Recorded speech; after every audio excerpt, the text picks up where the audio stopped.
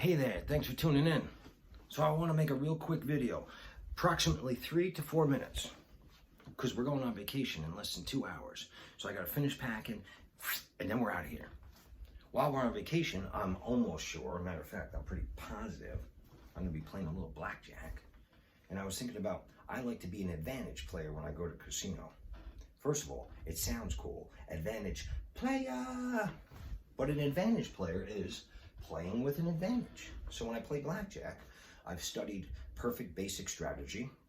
If you think you know it, study it, because I made so many mistakes in the beginning. And I probably still do make a couple mistakes, but I'd like to consider myself perfect basic strategy player. If you use that in combination with counting cards, which is completely legal, you actually have a small advantage over the casino. Now, how can I take advantage of the casino when all my videos and everything I try to stand for in life is never taking advantage of anyone? Which, like in the real estate field, I can never take advantage of someone. It has to be a win-win situation. First of all, I couldn't sleep at night. Second, it's just not the right thing to do. And third, the only reason why I have anything is because I try to maintain these rules. So now I'm up here saying, hey, let's take advantage of the casino. I think of the casino or the mortgage company as like Goliath. And I think of me and you as David. Sure, I'm probably justifying, I don't know. Don't go anywhere. Because just yesterday I was talking about David and Goliath, how we all rooted for David to get up there and beat Goliath. However, Goliath probably said, I wish I put some rules in place before this happened. And I probably would have said, no weapons allowed.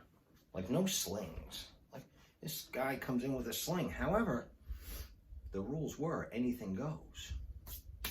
Goliath was down. So, with the mortgage company, let's say, or the casino, let's go back to the casino room. This is all legal stuff, and you play with an advantage, and you have a greater chance of making a profit from the casino. The casino is this huge, like I said, Goliath, and I can really sleep at night just fine by beating the casino. A mortgage company, is it the same? I'm not here to argue. I'm sure there could be some people out there that says you should be honest, brutally honest with the mortgage company when you go for a loan. Me, I'm not of that train of thought. Like, if you're going into a mortgage company to apply for a mortgage and they run your credit report and you have your debt to income ratios, if you don't know what the debt to income ratios are, ask me down below, I'll tell you.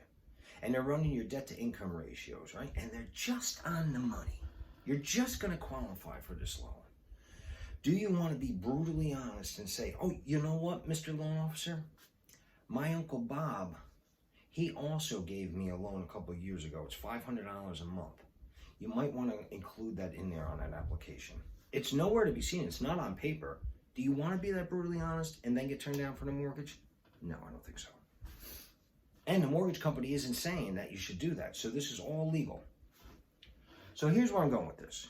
If you want to go out and buy an investment property, the advantage of buying an investment property as an owner-occupied versus an investor and getting an owner-occupant loan versus an investor loan is huge. Here's an example. $250,000 piece of property. If you go in for an investor loan, I think in today's market where they tightened up investor loans, I think you'd have to come up with 25%. You're talking about over $62,000 you got to come out of pocket for your down payment versus getting an FHA loan for under $10,000 down payment. You save over $50,000. $50,000? Now you got my attention. The interest rates on the investor loan versus the owner-occupant loan is so much higher. I just use round numbers, 5% versus 3%, and the payments would be the same.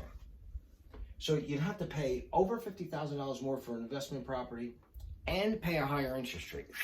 I don't want to do that, do you? So if you go in and you're going to do an owner-occupant loan, they're going to ask you a couple questions. First of all, do you intend to occupy the premises as your primary residence? They usually have a year stipulation in there. I'm not exactly sure of everybody's paperwork. But yes, you intend to occupy that property as a place that you're going to live, your primary residence. Absolutely. Well, as a renter and you're going in to do that, then that's like easy peasy. That just makes sense.